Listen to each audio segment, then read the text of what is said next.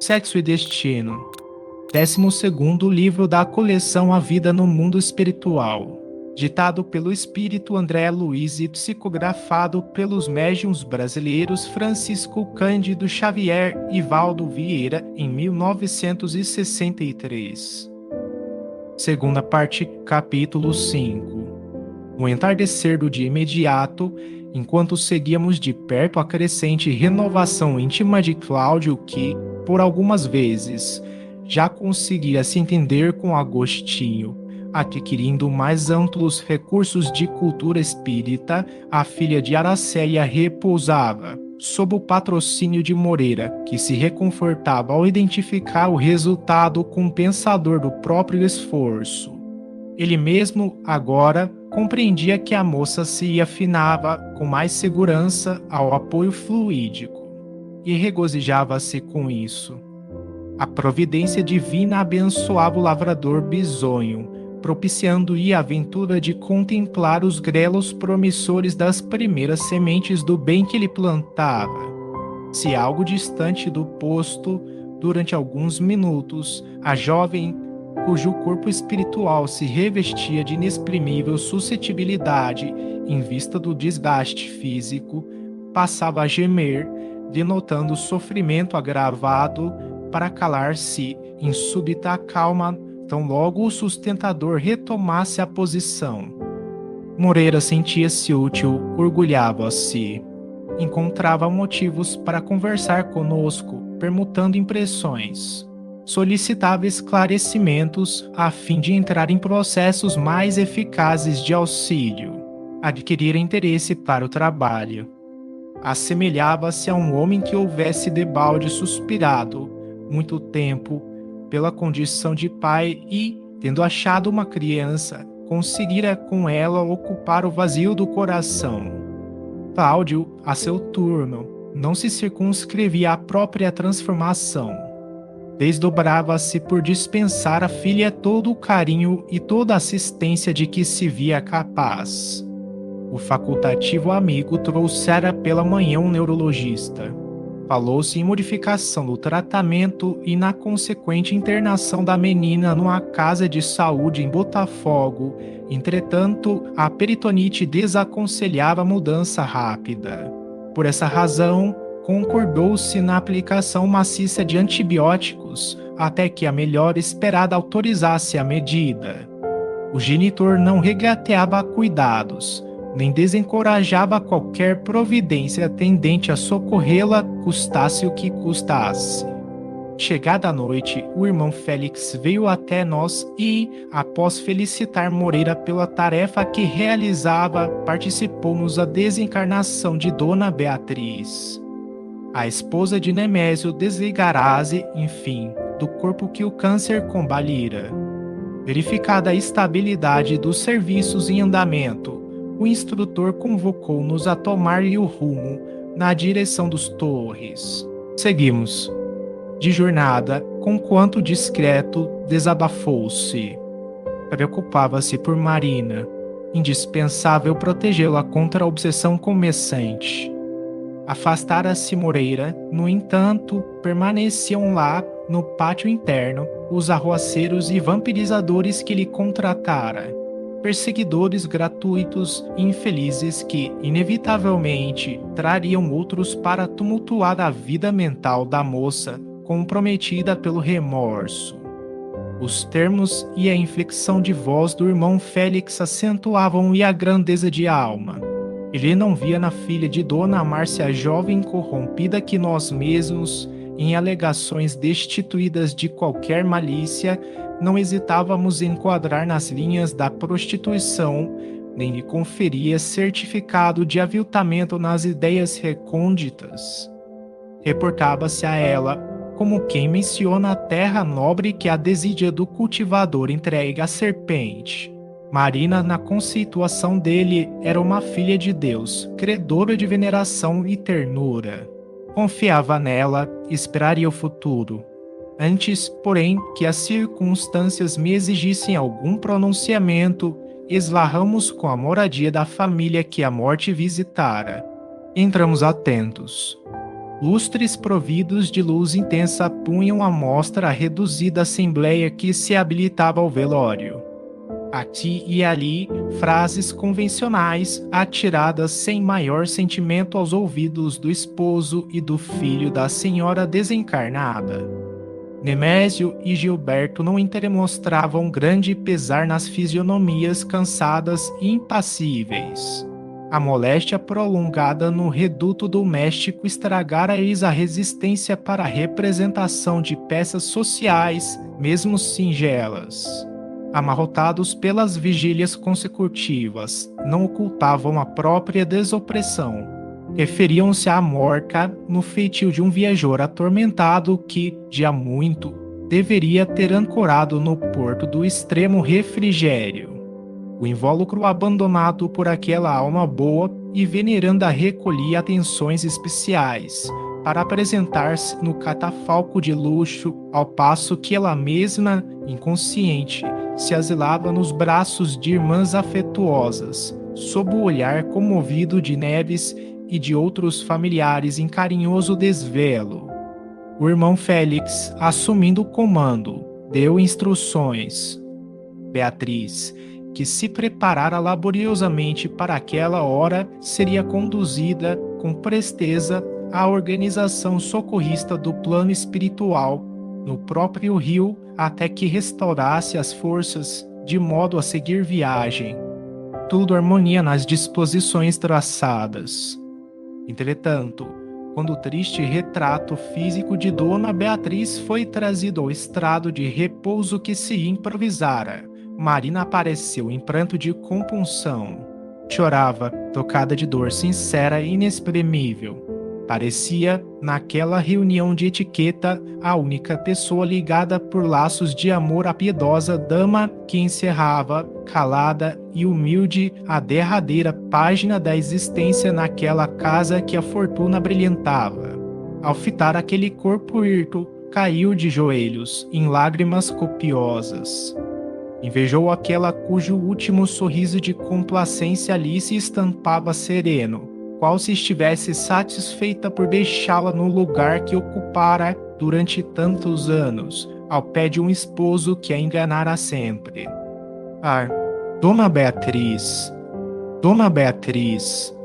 As palavras soluçadas escapavam daquele peito juvenil, como se quisessem traçar uma longa confissão. Acercamo-nos da moça, no propósito de auxiliá-la, entretanto, Félix considerou que o desafogo lhe faria bem. Marina, fatigada de insônia e desgastada pela ação dos obsessores que lhe exauriam as forças, sentia medo. Contemplava o envoltório descarnado de Dona Beatriz, através das lágrimas, refletindo nos segredos da morte e nos problemas da vida. Se a alma sobrevivia ao corpo, pensava, inquieta, de certo que a senhora Torres Vela ia agora sem o mínimo subterfúgio certificar-se-ia de que ela fora ali não a enfermeira espontânea e sim a mulher que lhe dominava o esposo e o filho. Atemorizada, rogava-lhe entendimento, perdão. Que diria aquela boca silenciosa para ela se pudesse falar, depois de auscultar a verdade? Beatriz, porém, naquele instante conduzida ao refazimento, jazia inacessível às complicações da sociedade terrestre. E, em lugar dela, era o próprio remorso que se lhe alteava na imaginação, acusando. A mágoa da jovem provocava simpatia nos circunstantes e despertava, tanto em Nemésio quanto no filho, novos motivos de atração. À frente do choro pungente, ambos fitavam-na enternecidos, exprimindo reconhecimento nos olhos, cada qual desejando nela companheira ideal para casamento próximo, sem a menor suspeita quanto às convicções um do outro. Naquela mesma noite, assinalei a falta de Dona Beatriz no ambiente caseiro. O afastamento da filha de Neves e dos amigos espirituais que lhe frequentavam a companhia deixara a vivenda qual praça desarmada de quaisquer recursos que lhe garantissem a ordem. Transcorrido algum tempo sobre o velório em si, vagabundos desencarnados nele tiveram acesso livre. O nível dos pensamentos descambou para a conversação libertina. Nem mesmo a dignidade que a morte infundia ao recinto foi acatada. Relatos jocosos irromperam, suplementados pela chacota dos próprios anedotistas. Um dos presentes comentou, entusiasta, os espetáculos debochados de que fora testemunha em recente viagem ao estrangeiro, suscitando o interesse de vampirizadores que ouviam as narrações, seduzidos pela tentação de repeti-los, na versão deles próprios. Não contentes, por fim, com os licores aristocráticos, desde muito guardados nos armários da família, beberrões encarnados e desencarnados impeliram Nemésio à encomenda telefônica de vinhos e uísques, rapidamente gorgolejados por gargantas sequiosas. O irmão Félix, prevendo a leviandade, recomendara se aplicasse à matrona desencarnada recursos anestesiantes, a fim de que se mantivesse o isolamento do licencioso festim, praticado em nome da solidariedade afetiva perante a morta. Os derradeiros afeiçoados de Beatriz, no plano espiritual, se retiraram discretos, e nós mesmos não tivemos outro recurso senão largar a residência alta madrugada depois do socorro à Marina, relegando os despojos da nobre senhora às grossas nuvens de emanações alcoólicas que instalavam por toda a habitação a atmosfera dificilmente respirável. Somente no dia seguinte, acabados os funerais, voltei do hospital ao Ninho dos Torres, onde a filha de Cláudio se demorava. Telefonemas diversos entre mãe e filha examinavam a nova situação. Dona Márcia reclamava o regresso, Nemésio desejava que a secretária lhe amparasse a moradia. Ele próprio, em dado momento, chamou Dona Márcia pelo fio, solicitando-lhe concessões. Que Marina permanecesse orientando as servidoras que atendiam a casa. Mais algumas semanas e tudo se aclararia satisfatoriamente. A senhora Nogueira, honrada com a gentileza, não vacilava a confiar. Aqueceu lisonjeada, feliz. Em cada frase que o chefe lhe deitara de longe aos ouvidos, pressentia a aliança de Nogueiras e Torres pelo casamento entre os jovens. Marina, entretanto, explorada nas próprias energias pelos agentes da perturbação que Moreira lhe pespegara, definhava no leito. Trancara-se no quarto. Doía-lhe a deslealdade que cultivara incessantemente diante da filha de Neves. Culpava-se pelo desastre que arruinara Marita, a quem não tinha coragem de visitar ou rever. Ela que se vira, até então, vitoriosa em todas as partidas, sentia-se derrotada, à afeição de contendor arredado da arena pela própria imperícia. Chorava. Ouvia vozes, declarava-se perseguida por vultos estranhos. Fugia de todos, enfadada, nervosa. Se recebia Nemésio ou Gilberto, caia em crise de pranto que os conselhos não removiam e nem os medicamentos conseguiam sedar. Escoados 5 dias de apreensões, Nemésio telefonou para Dona Márcia com mais clareza, rogando-lhe permissão para um entendimento pessoal no Flamengo, na manhã seguinte. Informado de que o chefe da família Nogueira não poderia afastar-se do hospital, insistiu com a interlocutora para que lhe acolhesse a visita. Marina andava abatida. Tencionava levá-la a Petrópolis. Mudança de ares, renovação de paisagem. A menina tombara em prostração à face dos sacrifícios que lhe exigira a esposa morta. Pretendia homenagear-lhe a dedicação com a permanência de alguns dias no clima serrano, mas para isso estimaria ouvir a família fazer planos. Dona Márcia, aspirando a expor respeitabilidade familiar, indagou se Gilberto iria também, como que temendo acompliciar-se em alguma ligação indesejável e prematura entre os jovens. Nemésio, porém, apaixonado bastante pela moça, não era capaz de penetrar a sutileza da esposa de Cláudio, que assim se exprimia no intuito de fazer-se passar diante dele por severa guardiã das virtudes domésticas, e a senhora Nogueira aguardando Gilberto para genro e ignorando a intimidade entre a filha e Torres, pai, não atinava em toda a extensão com aquele efusivo atestado de garantia moral que Nemésio automaticamente lhe oferecia, pedindo-lhe confiança. Estivesse tranquila. A moça seguiria exclusivamente com ele e uma governanta. Mais ninguém. Dona Márcia louvou a medida, agradeceu. Mesmo assim, a entrevista ficou marcada para o dia seguinte. No momento aprazado, acompanhamos Nemésio ao Flamengo, como quem estuda ingrediente perigoso antes de editá-lo a processo curativo em andamento. A recepcionadora não esqueceu particularidade alguma do bom tom à vista do luto em que os Torres haviam entrado. Enfeites discretos na sala, hortênsias azuis, conjunto de peças em roxo para o café. O negociante quedou agradavelmente surpreendido.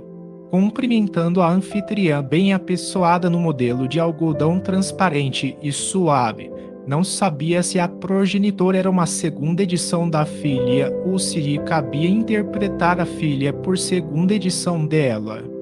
Comodamente sentados, a palestra começou pela troca de sentimentos recíprocos. Pêsames pela morte de Dona Beatriz, pesar diante do acidente ocorrido em Copacabana. Moléstia de Marita, cansaço de Marina.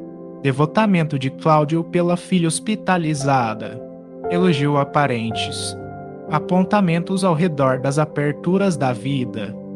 Dona Márcia, com requintes de apresentação, comentava todos os assuntos propostos com aprumo de inteligência. Otimismo irradiante, finura de trato.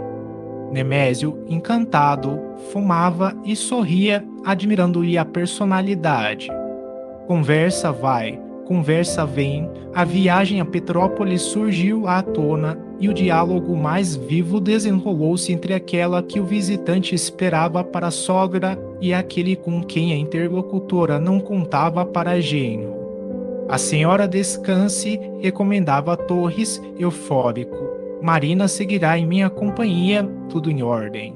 Creia que a mudança de ares é a terapêutica adequada. A pobrezinha merece repouso e cedeu-se em trabalho. Não tenho objeções, assentou a genitora de Marina, estranhando o lume daqueles olhos percussientes que investigavam as reações. No entanto, o senhor sabe. Sou mãe. Além disso, tenho marido ocupado com a outra filha que, apesar de adotiva, é para nós um pedaço do coração.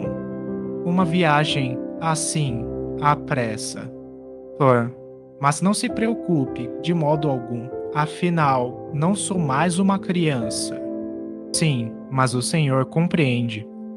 Enquanto sua esposa estava de cama, a permanência de minha filha em sua casa era justa, mas agora... Sei que Marina não se encontra no convívio de estranhos. O senhor para nós não é somente o diretor da firma em que ela trabalha, o senhor para ela é também um amigo, um protetor, um pai. Muito mais do que isso. A senhora Nogueira estremeceu. Que projetava dizer o entrevistador com semelhante afirmação diante das frases que articulara intencionalmente reticenciosas, aguardando que ele lhe fornecesse alguma esperança positiva no enlace próximo dos filhos. Sem querer, tornou a refletir de escantilhão nas suspeitas de Cláudio. Os passeios e divertimentos do abastado comprador de imóveis com a menina, que ela admitira fossem apenas motivos de consolação para um velho sofrido, assumiriam um aspecto inconfessável que o marido lhes conferia? Muito mais do que isso. Aquelas palavras, no tempero de ternura com que eram ditas, varavam-lhe a cabeça. acordavam-na para a realidade que nem de leve pressentira. Ainda assim, não se dispunha a acreditar. Impossível, impossível que Marina, num átimo, empregou toda a sua curiosidade feminil no rico negociante, fisgando-o de alto a baixo, excessivamente humana para não examinar o jogo em que se encontrava sem conhecer exatamente a posição que lhe competia na defesa do próprio interesse, descobriu no viúvo, que supusera arcaico e patriarcal, atrativos marcantes, suscetíveis de impressionar favoravelmente qualquer moça desprevenida. Conhecia Gilberto em pessoa, classificando-o, aliás, como sendo um rapaz notável. Entretanto, concluía ali que o velho ganharia do moço em qualquer torneio de sedução. Ela que se orgulhava de experiências avantajadas em matéria de ligações afetivas, receava agora. Quis falar, inventando uma saída brilhante, mas engasgava-se. Os olhos conquistadores, na elegância daquele Brumel amadurecido e circunspecto, perturbavam-na. Tremeu, desconcertou-se. Nemésio sorriu, atribuindo-lhe a emoção ao contentamento de mãe que se garante quanto ao futuro da filha, e observou: a senhora não tem razões para afligir-se. Marina é credora de minha melhor consideração.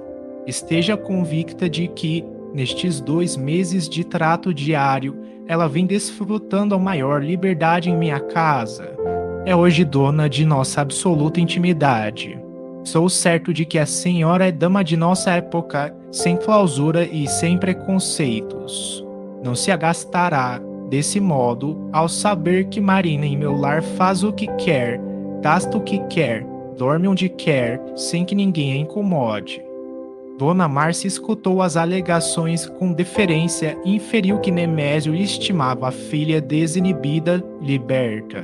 Mesmo assim, ficou sem saber onde Torres, pai, diligenciava a chegar em se reportando à independência que Marina usufruía.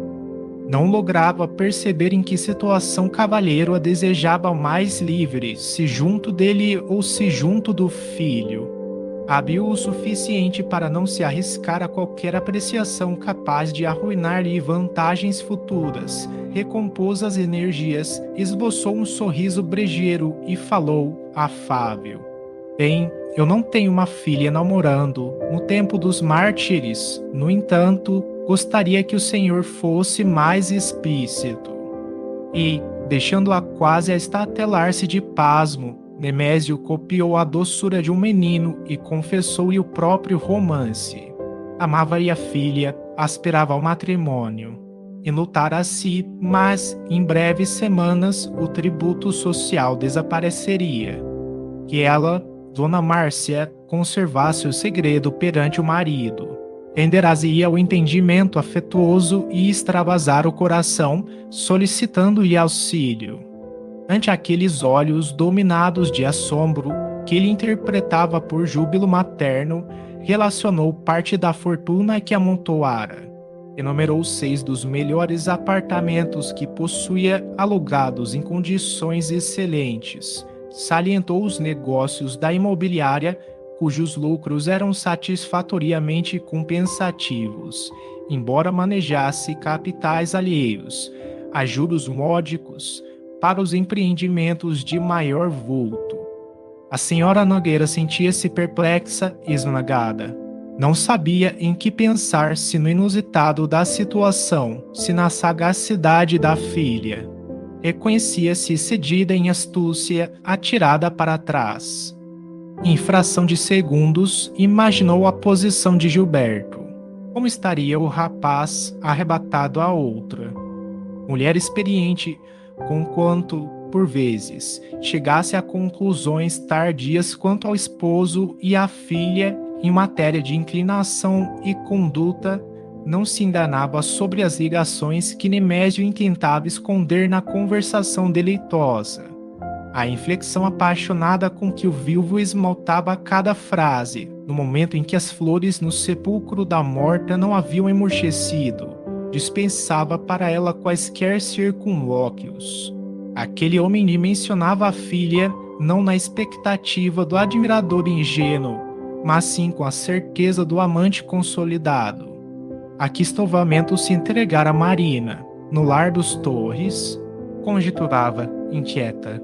Se empolgara o próprio chefe, enredando-lhe o espírito nas teias de lamentável alucinação que procedimento adotara perante o jovem, alterando-lhe os rumos, inferindo, porém, que as qualidades de Nemésio, com os cabedais financeiros de que se seguiam, não eram, em seu conceito, um partido para desprezar, ouvia tudo, imobilizando um sorriso complacente no rosto. Quando se dispunha, no entanto, a mergulhar no assunto, o telefone chamou. A campanhada valeu-lhe por desafogo, intervalo providencial que lhe modificava o pensamento, conferindo-lhe tréguas para analisar os episódios em curso. Era o médico amigo, em aviso confidencial, satisfazendo-lhe a solicitação formulada dias antes. Participava-lhe a piora de Marita. Se desejasse vê-la com vida, não atrasasse a visita. Cláudio não compreendia a gravidade do problema e ainda sonhava com o reerguimento da moça. Entretanto, nele, cínico amadurecido, já não havia lugar à esperança. Reportou-se a peritonite, ao processo renal, a caquexia, as feridas que haviam surgido das contusões. Dona Márcia agradeceu e fez-se pálida a tal ponto que Nemésio se viu forçado a correr de um lado para outro a fim de ampará-la. Inteirando-se do que ocorria, ofereceu-se para conduzi-la até o leito da filha. Explicou que usufruiria não somente a satisfação de acompanhá-la, como também aproveitaria o ensejo para cumprimentar a jovem acidentada e levar um abraço pessoal ao pai de Marina, que considerava antecipadamente um amigo e familiar. Assustada, aflita, a senhora Nogueira aceitou e, a breves instantes, os dois se punham de automóvel a caminho do hospital, com as aparências de um casal elegante e feliz, rolando sobre o asfalto para uma visita de cerimônia.